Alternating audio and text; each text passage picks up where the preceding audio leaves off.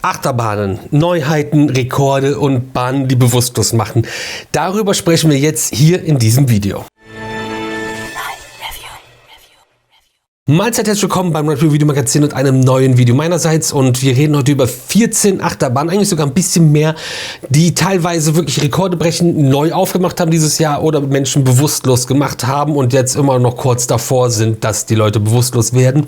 Und damit herzlich willkommen zu alle Achterbahnen von Kings Dominion. Kings Dominion ist ein Freizeitpark, der 1975 eröffnet hat, also 50 Jahre Bestehen dieses Jahr feiert. Und Kings Dominion befindet sich in Doswell, das ist im Bundesstaat Virginia in den USA, und bis 1992 hieß der Park auch Kings Dominion, von 1993 bis 2006 Paramount's Kings Dominion, und seit 2006 gehört der Park zur Cedar Fair Gruppe und heißt wieder Kings Dominion. Also Cedar Fair Gruppe bedeutet, heute gehört man zur Six Flags Entertainment Corporation. Spannender, großer Park, viele Achterbahnen, 14, die man jetzt gerade aktuell fahren kann, 7 Achterbahnen, die den Park inzwischen verlassen haben, und der Park sieht auch wirklich sehr, sehr, sehr schön aus. Nicht nur für einen US-Park, sondern allgemein sieht der Park schön aus. Vlog gibt es wahrscheinlich hier schon, hoffentlich, wenn nicht, kommt der demnächst. Und wir wollen ja hier über die Bahn sprechen, die es in dem Park gibt, aber man muss kurz mal anreißen, was den Park so verlassen hat, weil das auch relativ wichtig ist. Zum Beispiel Anaconda sind wir noch gefahren, von 1991 bis 2024, ein Arrow Looper, der da stand. Auch irgendwie so Rollercoaster Tycoon in echt. Hypersonic XLC gab es hier von 2001 bis 2007 von S&S, so ein Air Lounge Coaster wie Dodo Dompa aus Japan. Sehr berühmte Bahn in Japan. Hat kaum jemand auf dem Schirm, dass es so ein Ding auch in den USA gab. Es gab eine Schwarzkopf-Achterbahn, die nach Alton Towers gegangen ist. Es gab von Togo einen Stand-Up Coaster.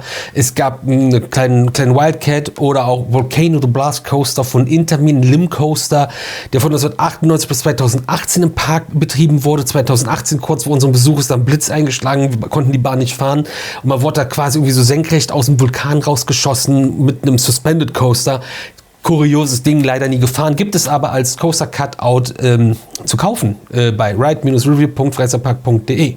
Wenn ihr das noch nicht habt, besorgt euch das. Es stand auch irgendwann mal hier um den Tisch mit und hat sich gedreht.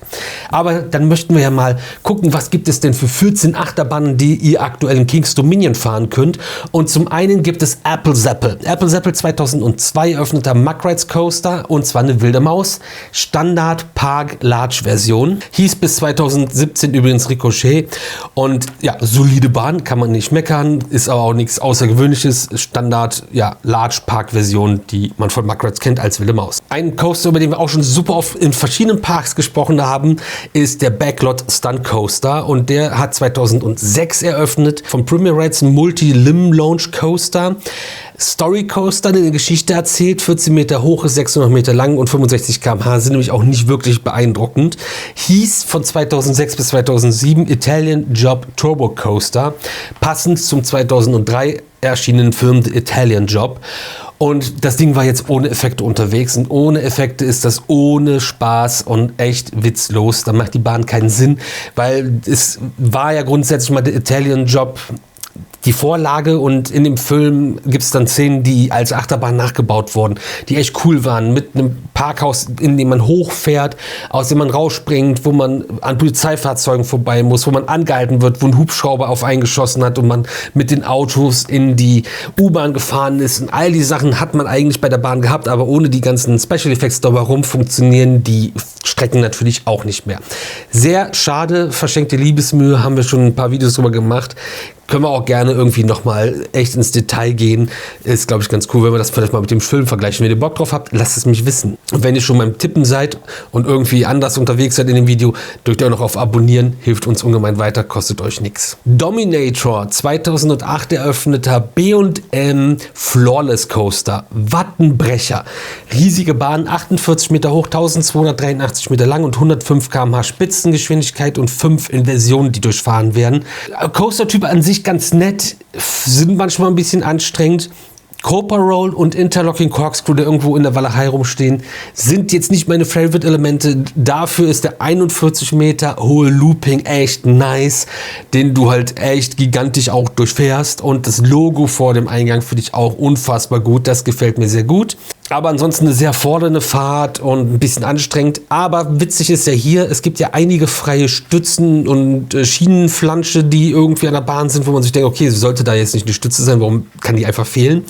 Und die Bahn stand mal woanders. Die stand nämlich von 2000 bis 2007 in Geauga Lake Wildwater Kingdom, aka Six Flags Ohio. Den Park gibt es nicht mehr und dort stand die Bahn auch als Dominator beziehungsweise davor als Batman Night Flight. Und jetzt braucht man irgendwie nicht mehr diese ganzen Stützen. Das kann jetzt einfach weg. Auch crazy, aber okay.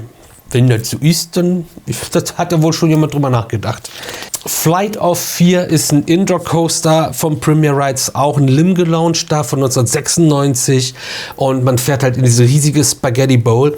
Haben wir auch schon mal ein eigenes Video zu gemacht, weil es da auch Bahnen zu gibt oder von gibt, wo die Spaghetti Bowl draußen ist und nicht in der Halle und man das Layout mal sehen kann. Um euch kurz in dem Video abzuholen, 23 Meter hoch, 825 Meter lang, 87 km/h Spitzengeschwindigkeit und das Ding gehört halt zu diesem Dschungelareal, dem Expedition, irgendwas ist es ja inzwischen.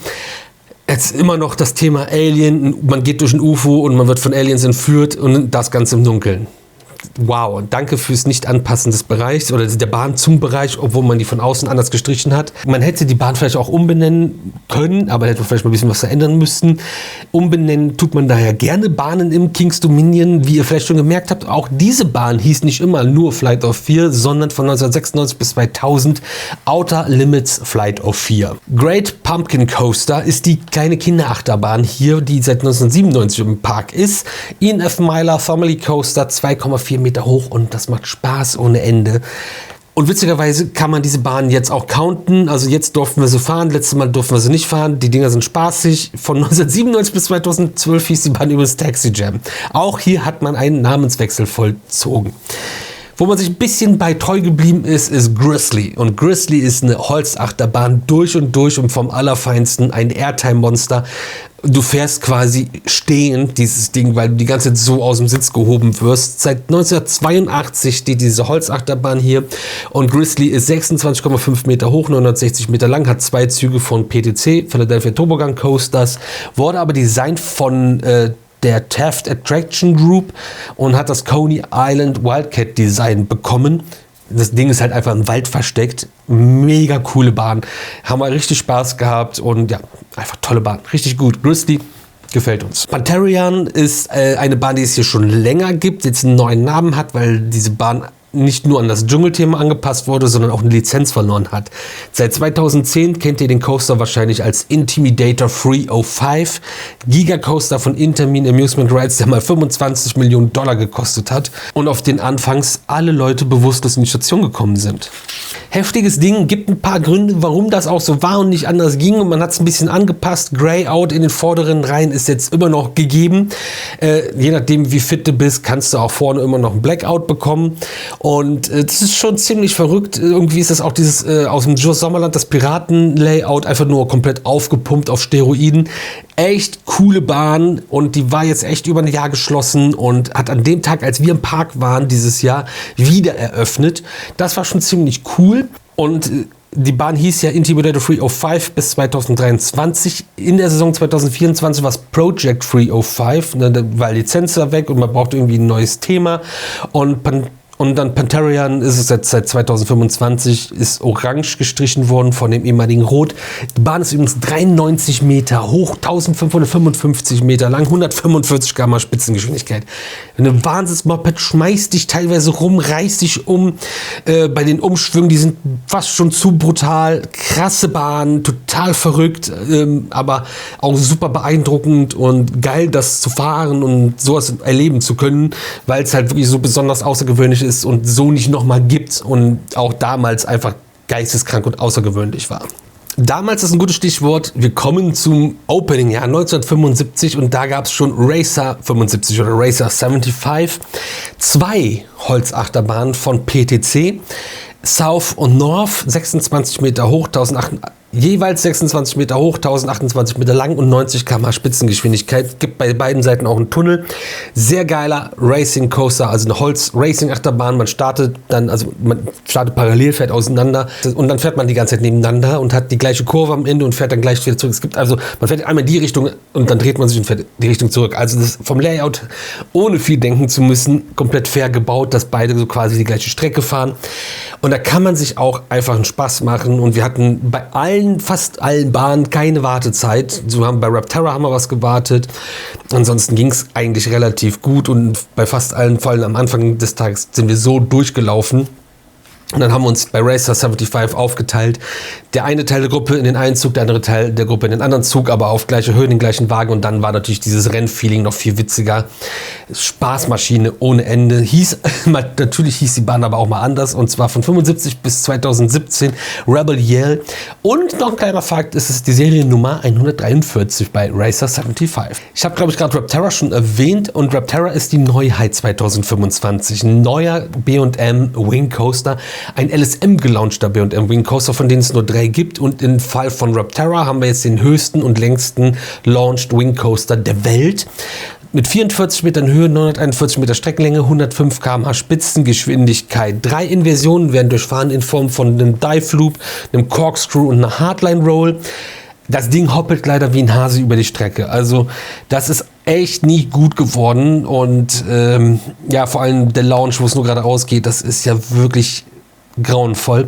Gibt ein Einzelreview zu der Bahn, könnt ihr euch gerne angucken, dann gehen wir ein bisschen im Detail drauf ein, wie ist das Layout, wie fährt sich das, was ist die Story, was ist die Gestaltung. Das Layout, aber kann ich euch sagen, ist richtig cool.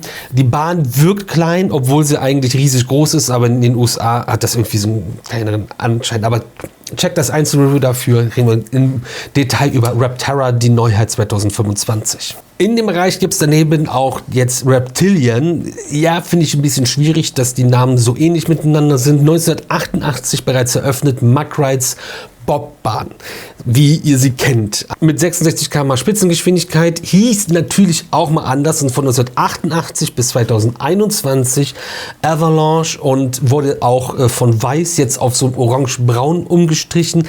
Heißt, dass im Park Asterix nicht mehr die einzige Bobbahn ist, die nicht weiß ist, sondern jetzt gibt es auch noch eine King's Dominion. Gestaltung wurde auch nochmal angepackt und angepasst an dieses Dschungelthema und ja, dieses ganze Areal ist quasi jetzt nochmal ein bisschen mehr angepasst. Aber so eine Bobbahn, familienfreundlich, trotzdem thrill-lastig und dieses in Anführungsstrichen unkontrollierte Rausschwingen ist schon sehr beeindruckend und crazy. Neu dazugekommen ist in dem Bereich übrigens dann auch noch Tumbly und die Bahn, diese Achterbahn ersetzt einen Huss Suspended Topspin, der an der Stelle stand, thematisch eigentlich auch sehr gut gepasst hätte.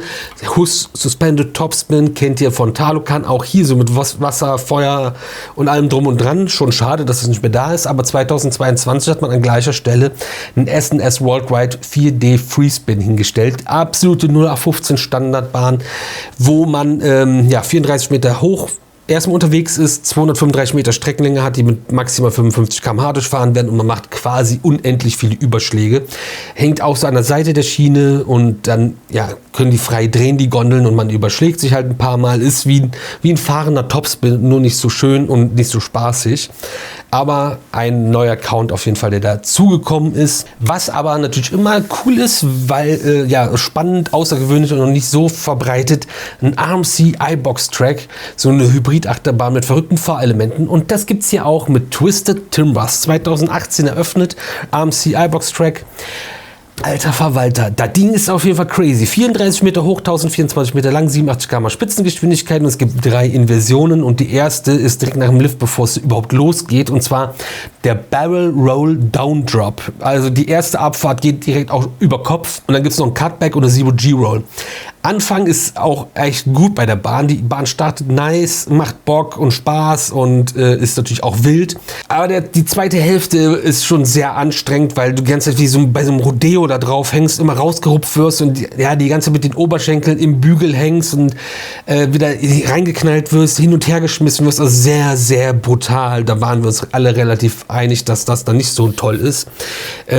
Alle könnt ihr dann auch in den Vlogs sehen. Diese Bahn hat übrigens keinen Namenswechsel, ersetzt aber eine Bahn, und zwar den Hurler. Und das war eine Holzachterbahn von 1994 bis 2015, die an dieser Stelle stand und umgebaut wurde, halb abgesägt wurde und dann durch Twisted Timbers ersetzt wurde. Aber Twisted Timbers ist trotzdem schon cool, macht Spaß. Es gibt aber noch eine reine Holzachterbahn mit dem Woodstock Express in King's Dominion. 1974 eröffnet von PTC, so ein Mini-Woody mit kleinen Zügen, wo man eigentlich zu zweit als Erwachsener nicht nebeneinander reinpasst oder gerade so, aber voll spaßig sind. So ein klassisches Cyclone-Layout. Es fand jetzt nicht jeder in der Gruppe die Bahn spaßig, ich schon.